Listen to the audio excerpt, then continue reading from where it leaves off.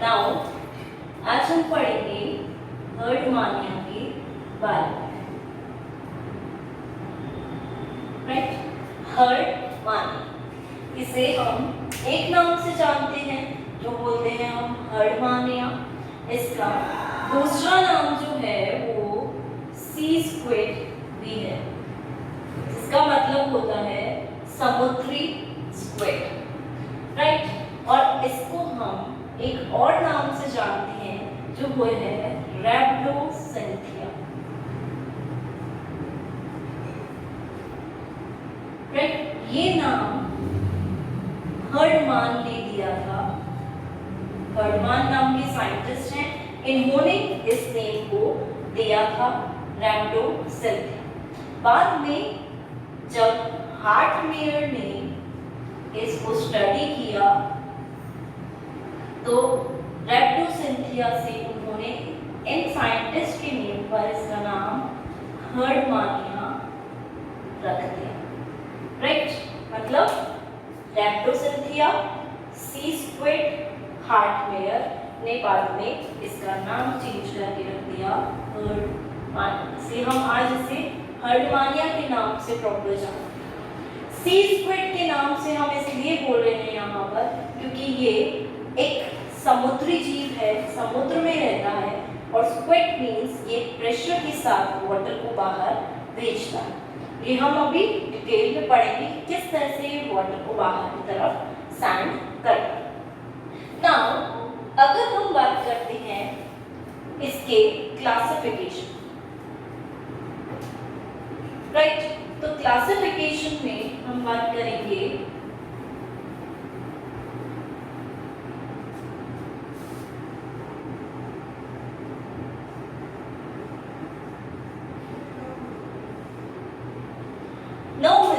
Classification में इसका phylum है कॉर्डेटा।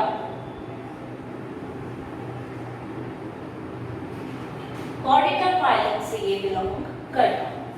इसका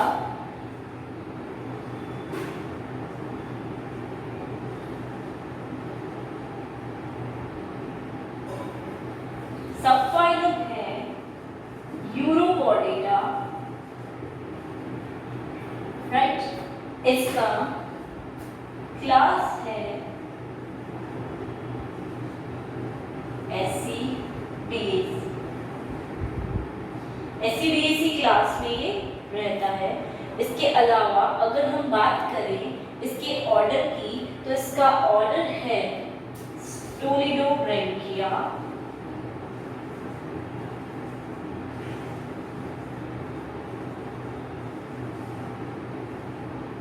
राइट, एंड बात करते हैं जीनस की, तो जीनस है इसका हर्डमानिया। राइट, क्योंकि जीनस हर्डमानिया है इसलिए हम इसे ऑलवेज अंडरलाइन करेंगे एंड एच को ऑलवेज कैपिटल लेटर्स में डिनोट करेंगे। Right,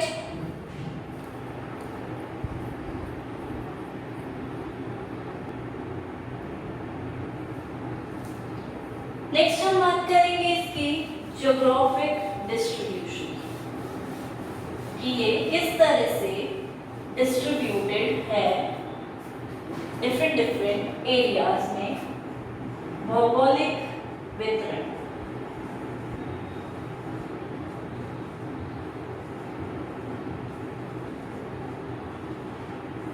geographical distribution. नॉर्मली अगर हम ज्योग्राफिकल डिस्ट्रीब्यूशन की यहाँ बात करते हैं तो इसकी हमें 12 स्पीशीज देखने को मिलती है। 12 स्पीशीज हैं जो यहाँ हमें देखने को मिलती है, लेकिन इनमें से 4 स्पीशीज ऐसी हैं जो इंडियन हैं। तो उन स्पीशीज को एक बार हम देख लेते हैं। हर्डमानिया पैलिडा, क्योंकि ये स्पीशीज नेम है इसलिए इसको स्मॉल से लिखेंगे और अंडरलाइन करेंगे। Right, Herdmania मॉरिशियाना,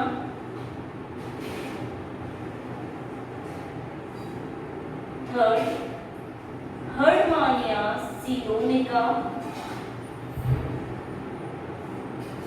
Fourth, Herdmania enurensis.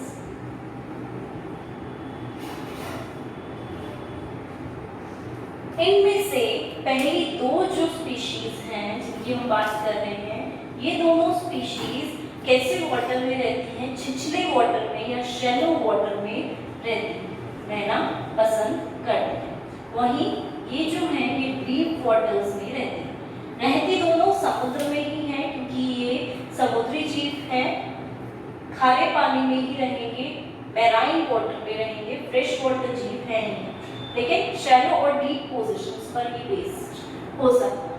अब जब हम हर्डमानिया पैलिडा की बात करते हैं, ये इंडियन स्पीशीज है, लेकिन फिर भी हर्डमानिया पैलिडा को हम और भी जगह पे डिस्ट्रीब्यूशन इसका देखते हैं। जैसे हम बात करें अटलांटिक ओशन की, पैसिफिक ओशन की, मेडिटेरेनियन सी की, यहाँ पे भी ये वाली स्पीशीज उपस्थित रहती हैं। तो इन स्पीशीज को हम सिर्फ इंडिया के अलावा और भी जगह पर और भी पोजीशंस पर हम ऑब्जर्व कर सकते हैं। तो ये चारों स्पीशीज हैं, पैलिडा, मॉरिशियाना, सिलोनिका एंड एन्यूरेंसिस। नाउ हम बात करते हैं इसके हैबिट एंड हैबिटेट, आवास एवं इसका स्वभाव। Right, habit and habitat.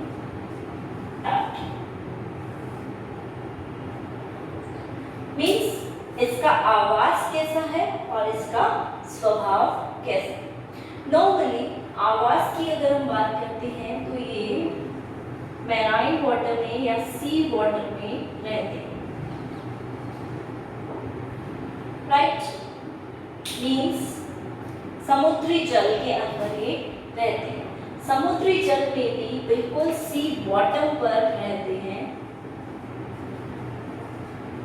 किसी सरफेस या सबस्ट्रेटम से अटैच रहते हैं, उससे जुड़े रहते हैं। वो सबस्ट्रेटम कोई पत्थर, रॉक भी हो सकता है, उससे ये हमेशा जुड़े हुए रहेंगे। ठीक है, सिंगल रहते हैं, अकेले रहते हैं, ग्रुप्स में नहीं रहते। इसी के साथ वाटर से अपना फूड लेते हैं। इनका जो फूड है वो वाटर से ये लेते हैं। मीन्स इनके फूड में स्मॉल ऑर्गेनिजम्स ही प्रेजेंट रहेंगे, क्योंकि ये एक प्रकार के सीलियरी फीडर होते हैं। मीन्स बहुत सोच समझकर अपना फूड लेते हैं। मीन्स सीलिया जैसे अपैरेटस या स्ट्रक्चर वहां प्रेजेंट है, उसके थ्रू यहाँ से उनका फूड, भोजन छन कर अंदर जाता है, फिल्टर होकर अंदर जाता है। इसलिए मोस्टली स्मॉल ऑर्गेनिजम्स जो जलधारा के साथ, वाटर करंट के साथ इनके साथ ट्रेवल कर जाते हैं, वही ये ईट करते हैं। नाउ नेक्स्ट हम बात करते हैं कुछ सी बॉटम्स पर हमने 11 से 12 या 12 हर्डमानिया को एक साथ अटैच्ड फॉर्म में देखा है। तो हमने ये सोचा कि ये कुछ जब यंग स्टेज में होते होंगे तब एक साथ ग्रुप में हो सकता है रहते हों या एक दूसरे का सपोर्ट करते हैं, बट मोस्टली ये सॉलिटरी होते हैं, सिंगल लिविंग ही ऑर्गेनिजम्स होते हैं। अब जब हम इसकी बात करेंगे कमेंसलिज्म की, तो हम देखते हैं कि ये कुछ दूसरे ऑर्गेनिजम्स के साथ रह सकते हैं। जैसे अगर हम इनके बाहर वाले खोल की टेस्ट की बात करें तो उस पे हमें डायएटम्स, शैवाल, कुछ सीलेंट ट्रेट्स भी हमें देखने को मिलते हैं। मतलब उसके ऊपर कुछ ऑर्गेनिजम्स वहाँ रह रहे हैं, वहाँ पे कमेंसलिज्म शो कर रहे हैं, मतलब एक दूसरे के साथ रह के नुकसान नहीं पहुँचा रहे, सपोर्ट कर रहे हैं। ऐसे ही हमने इसे भी दूसरे ऑर्गेनिज्म के ऊपर देखा है। ठीक है, तो इस तरह से कमेंसुरल प्रोसेस को शो कर सकते हैं। नाउ नेक्स्ट अगर हम बात करते हैं, इसमें फर्टिलाइजेशन जो होगा वो हमेशा बाह्य निषेचन होता है, जल के अंदर होता है, एक्सटर्नल होता है। ठीक है, बाहर की तरफ ही स्पर्म एंड ओवा जो होंगे वो कनेक्ट होंगे, जाइगोट का फॉर्मेशन करेंगे, और हमेशा डेवलपमेंट जो है वो इनडायरेक्ट होता है, मतलब इसके अंदर एक लार्वा उपस्थित होता है, फ्री फॉर्म लार्वा। इसीलिए इनका जो डेवलपमेंट है वो इनडायरेक्ट प्रकार का होता है। ठीक है, मैराइन वाटर में रह रहे हैं, सी बॉटम से अटैच रहते हैं, किसी सबस्ट्रेटम पर, किसी पत्थर पर, किसी रॉकी बॉटम पर रहेंगे, सिंगल सॉलिटरी अकेले रहते हैं। वाटर फूड जो है जलधारा के साथ, वाटर करंट के साथ आता है, स्मॉल ऑर्गेनिजम्स को as a ciliary feeder process के थ्रू अंदर लेते हैं। कई बार हमने ऑब्जर्व किया है कि 12-13 थर्डमानिया यंग स्टेज में एक साथ रहते हैं, पर मोस्टली उनका जीवन काल जो होता है वो सॉलिटरी ही होता है। ठीक है, कमेंसुरल शो करते हैं और ऑर्गेनिजम्स के साथ। फर्टिलाइजेशन निषेचन बाह्य होता है, डायरेक्ट डेवलपमेंट ना होके इसमें बीच में एक और स्टेज आती है जिसे लार्वा अवस्था बोलते हैं, और डेवलपमेंट जो है अपरोक्ष प्रकार का है, इनडायरेक्ट टाइप का डेवलपमेंट यहाँ देखते हैं।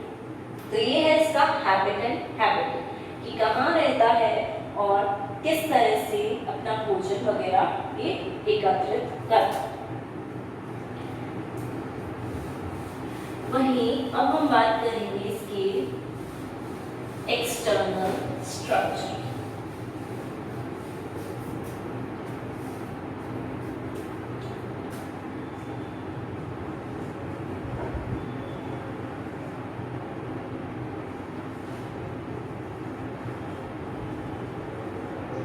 एक्सटर्नल स्ट्रक्चर मतलब बाह्य संरचना इनकी कैसी होती है, जिसमें हम सबसे पहले बात करेंगे shape, size and colour.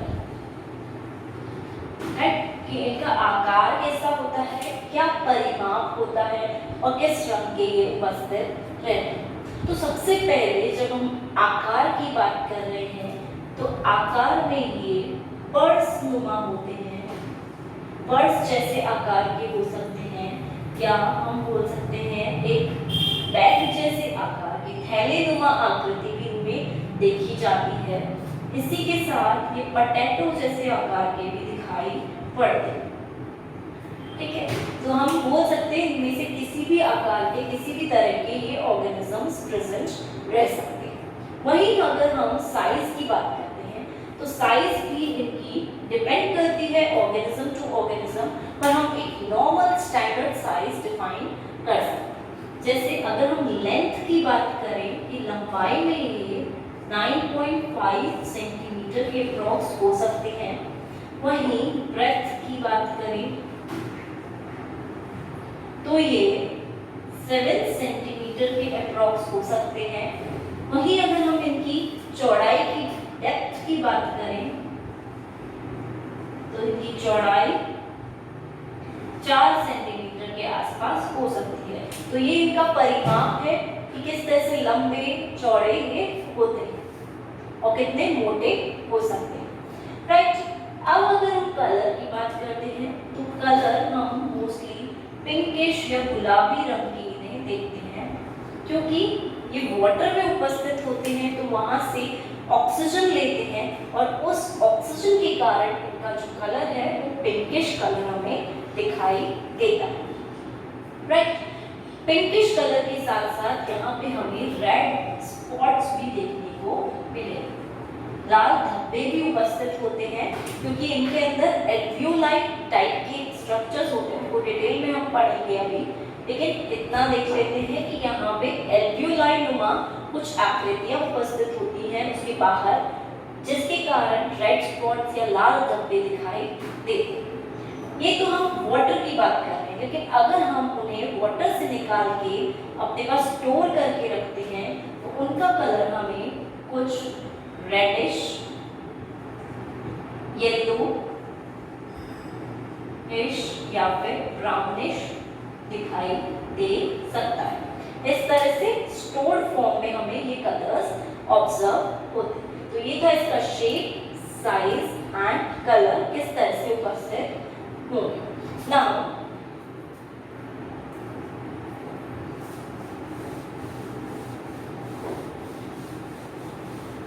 Next हम बात करेंगे एक्सटर्नल स्ट्रक्चर में ही बॉडी स्ट्रक्चर की कि शरीर की आकृति इनमें किस प्रकार होती है।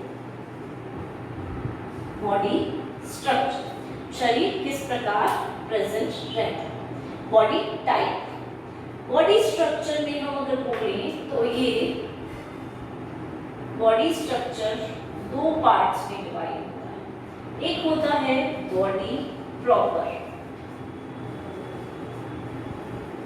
राइट, और दूसरा होता है फुट। जो नीचे की तरफ प्रेजेंट होगा वो होगा फुट, और जो ऊपर वाला रीजन है वो कहलाएगा बॉडी प्रॉपर। दैट मीन्स हम यहाँ पर बोल रहे हैं कि जो हमारा बॉडी प्रॉपर रीजन है, ये वाला रीजन ऊपर की तरफ होगा, फुट नीचे की तरफ व्यवस्थित रहेगा। ना बॉडी प्रॉपर रीजन है, दैट मीन्स कि ऊपर की पूरी बॉडी जो मोस्टली इसके अंदर पार्ट्स है वो उसी में प्रेजेंट रहेंगे। अब हमने बोला था इसकी आकृति पर्सनुमा है, पर्सनुमा आकृति में ये व्यवस्थित है। तो बॉडी प्रॉपर में हम दो टाइप के साइफन्स देखेंगे, branchial and atrial. Apertures and उन्हीं अपर्चर्स पर साइफन्स भी उपस्थित रहेंगे। जो एट्रियल साइफन है वो एट्रियल अपर्चर पे उपस्थित रहेगा। जो ब्रैंकियल साइफन है ब्रैंकियल अपर्चर के ऊपर की तरफ व्यवस्थित रहेगा। इसलिए ब्रैंकियल अपर्चर के पास ब्रैंकियल साइफन, एट्रियल अपर्चर के पास एट्रियल साइफन। अब ये जो साइफन्स हैं, इन साइफन्स के ऊपर की तरफ हम देखेंगे कि लिप्स के द्वारा ये क्या रहते हैं, एकदम कवर्ड रहते हैं। और वो लिप्स जब नीडेड नहीं होगा, ओष्ठ जो होते हैं वो नीडेड नहीं होगा, कुछ भी अंदर नहीं लेना, तो वो बंद हो जाएंगे। तो ब्रैंकियल अपर्चर जो है हमारा, ये ब्रैंकियल माउथ साइड में खुलता है, ठीक है। और एट्रियल अपर्चर क्लोगा साइड, मतलब जो पोस्टीरियर एंड होता है, एनस साइड होती है, वहां पर ये वाला अपर्चर ओपन होता है। अभी हम डायग्राम देखेंगे तो उससे हमें और चीजें क्लियर होंगी। ब्रैंकियल अपर्चर जो है वो थोड़ा हमारा वाइड होता है, चौड़ा होता है, जो ओष्ठ के द्वारा, लिप्स के द्वारा घिरा रहता है। एट्रियल अपर्चर थोड़ा नैरो होता है, कम चौड़ा होता है, चौड़ा नहीं होता, और थोड़ा सा सिकुड़ा हुआ होता है, राइट। अब यहाँ हम बात करेंगे ब्रैंकियल अपर्चर की। होता तो चौड़ा है लेकिन ब्रैंकियल अपर्चर छोटा होता है। ये वाला अपर्चर 1 सेंटीमीटर ऊपर होगा, तो ये वाला अपर्चर 1.5 सेंटीमीटर ऊपर होता है, थोड़ा सा लंबा होता है। और ये दोनों अपर्चर्स दोनों पोजीशंस पर एक समान, एक दूसरे के आसपास ही प्रेजेंट होते हैं, एकदम नॉर्मल पोजीशन पर। इस तरह से यहाँ पर अरेंज है, इधर ब्रैंकियल है तो उधर एट्रियल अरेंज रहेगा। तो इस तरह से ये दोनों अपर्चर्स, और अपर्चर्स के ऊपर लिप्स जो क्लोज और ओपन करने में, उसे खोलने और बंद करने में हेल्प करें। बॉडी प्रॉपर हमने बोला कि कैसी होगी, एकदम पिंकिश कलर की, गुलाबी रंग की, जिसके ऊपर रेड स्पॉट्स भी हमें देखने को मिलेंगे। इसी के साथ क्योंकि ये ऊपर वाला हिस्सा है बॉडी प्रॉपर, तो ये ऊपर वाले हिस्से में हम देखेंगे कि ये हिस्सा थोड़ा सा चौड़ा होगा और नीचे वाला जो फुट वाला हिस्सा है वो संकरा प्रेजेंट होगा। अब क्योंकि हमने इसे नाम दिया था सी स्क्वेड, मतलब यहाँ से ये वाटर अगर नीडेड नहीं होगा, वाटर को बाहर रिलीज करना होगा, तो एकदम ये जल की धारा के समान वाटर को बाहर छोड़ते हैं। ये जो अपर्चर्स हैं, इन अपर्चर्स से वाटर बाहर की तरफ आता है।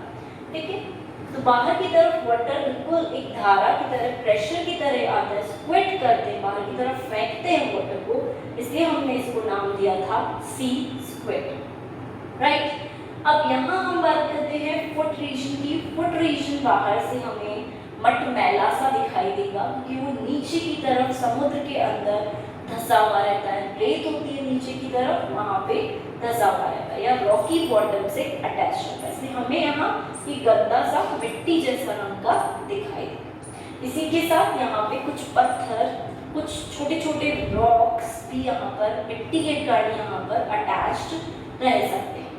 ठीक है, नीचे वाला पोर्शन है तो थोड़ा सकड़ा है, चौड़ा नहीं है, और क्योंकि ये अटैच करने में हेल्प करता है इसलिए हम इसे फुट कह रहे हैं, और इसी रीजन से ये चलने में भी हेल्प करेगा, इसलिए इसको नाम दिया गया है फुट रीजन। राइट,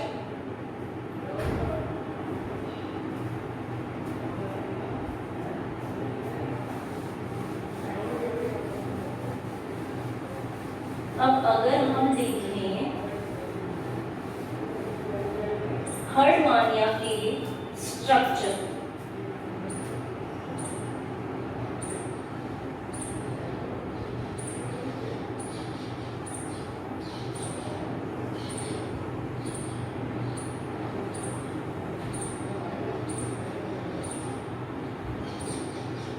यहाँ पे मिट्टी जैसा आकृति, पेबल्स, मिट्टी, तो ये है हमारा फुट, और ये है बॉडी प्रॉपर, दिख रहा है, चौड़ा है।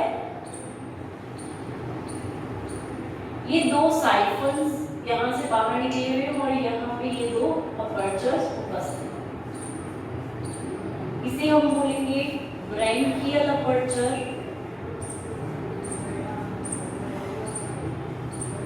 इसे हम बोलेंगे एट्रियल अपर्चर। ठीक है, और इसी के यहाँ पे एट्रियल साइफन उपस्थित होगा और यहीं पे नीचे ब्रैंकियल साइफन, क्योंकि यहाँ पे माउथ रीजन है तो ब्रैंकियल। राइट, इस तरह से अरेंजमेंट होगा।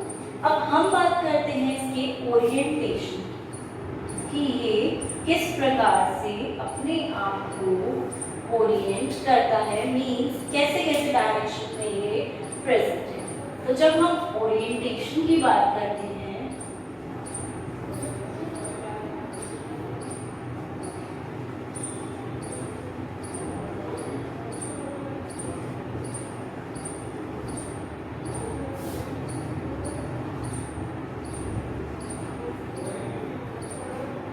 तो यहाँ पर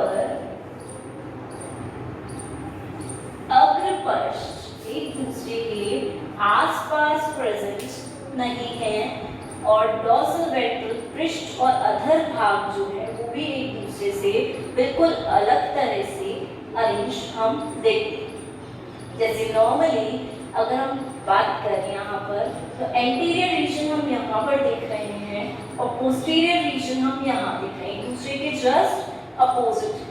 राइट, होना इधर चाहिए था लेकिन ये एकदम उधर चला गया। वहीं हम डॉर्सल भाग की बात करें, डॉर्सल यहाँ है और वेंट्रल भाग यहाँ है, ये भी एक दूसरे के जस्ट अपोजिटली ओरिएंटेटेड है या फिर हम बोल सकते हैं अभिविन्यासित है, किस तरह से अरेंज्ड है। तो यहाँ हम बोल रहे हैं एंटीरियर भाग ब्रैंकियल अपर्चर की तरफ होता है और डॉर्सल भाग एट्रियल अपर्चर की तरफ होता है। राइट, पोस्टीरियर भाग एट्रियल अपर्चर के नीचे की तरफ होता है और डॉर्सल भाग के जस्ट अपोजिट है वो वेंट्रल भाग उपस्थित है, अधर भाग उपस्थित रहेगा। ये जो हम चेंज देख रहे हैं कि एंटीरियर यहाँ है, पोस्टीरियर यहाँ है, ये चेंज एम्ब्रियोनिक स्टेज में जब लार्वा डेवलप हुआ तो लार्वा के अंदर घूर्णन हुआ, एक मूवमेंट हुआ, एक रोटेशन हुआ, उस रोटेशन के कारण ये पूरा इधर और ये वाला पोर्शन इधर इस तरह से मिसमैच हो गया, इसलिए इसका ओरिएंटेशन पॉइंट ऑफ व्यू से बहुत ज़्यादा इम्पोर्टेंस रखता है, क्योंकि ओरिएंटेशन हमें बिल्कुल डिफरेंट मिलती है। तो कई बार ओरिएंटेशन बहुत इम्पोर्टेंटली पूछ ली जाती है, क्योंकि यहाँ डिफरेंसेस हमें देखने को मिल रहे हैं ओरिएंटेशन। तो इसी तरह से यहाँ ओरिएंटेशन की बात करते हुए हम बताते हैं कि कौन सा पोर्शन किस जगह पर अरेंज होगी। माउथ पोर्शन होगा ये वाला पोर्शन क्लो का, या एनल पोर्शन होगा बिल्कुल लास्ट वाला जो एनस पार्ट होता है बॉडी का, वो वाला पोर्शन होगा। यहाँ से इन के आसपास लिप्स प्रेजेंट हैं, यहाँ से वाटर अंदर जाएगा, यहाँ से वाटर अगर बाहर जाना होगा, स्क्विट करना होगा, तो वाटर बाहर भी भेज सकते हैं। इसी माउथ के द्वारा सीलियरी फीडिंग होती है, मीन्स छन के जो फूड है वो अंदर जाता है, और बहुत हम बोलते हैं माइक्रोस्कोपिक जो ऑर्गेनिजम्स हैं वही ये भोजन के रूप में, भोज्य पदार्थ के रूप में उन्हीं को ये लेते हैं। और पूरी बॉडी की जब हम बात करते हैं तो पूरी बॉडी एक प्रकार से एक टेस्ट नुमा आकृति द्वारा कवर्ड रहती है, जिसे हम बोलते हैं टेस्ट, राइट। या फिर हम इसको एक और नाम देते हैं ट्यूनिक, ठीक है, क्योंकि बॉडी पूरी इसके द्वारा कवर्ड है, और क्योंकि बॉडी इसी के द्वारा कवर्ड है और ट्यूनिक नाम इसका पड़ा है ट्यूनिसन प्रोटीन के द्वारा। इसमें ट्यूनिसन प्रोटीन की उपस्थिति होती है, और इस प्रोटीन की उपस्थिति के कारण इसका नाम है ट्यूनिक या टेस्ट, क्योंकि पूरा आवरण इसके द्वारा ढका हुआ है। नाउ ट्यूनिसन जो है हमारा, ये एक प्रकार का सेल्यूलोज है, हम बोल सकते हैं एक प्रकार का सेल्यूलोज टाइप का प्रोटीन यहाँ पर है। मतलब इसमें हो सकता है सेल्यूलोज का कंटेंट भी कहीं कुछ अमाउंट में प्रेजेंट, इसलिए पूरी बॉडी उसके द्वारा ढकी रहती है। स्टार्टिंग में हम बोलते हैं कि ये जो बॉडी है ट्यूनिक के द्वारा जो ढकी हुई रहती है, वो कई बार ये जो स्टेजेस होती हैं डिफरेंट डिफरेंट, उसके अकॉर्डिंगली ये चेंज भी होता है। ये कई बार ये ट्रांसपेरेंट होगी और कई बार ये ट्रांसलूसेंट भी होती है। ट्रांसपेरेंट मतलब एकदम विजिबल है, दिख रहा है, एंड ट्रांसलूसेंट मतलब वहाँ पे विजिबिलिटी अवेलेबल नहीं है, कुछ धुंधला धुंधला दिखेगा। तो इस तरह से ये चेंज होती रहती है, टेस्ट में चेंजेस होते हैं और यहाँ पर हमें ऑब्जर्वेशंस मिलते हैं।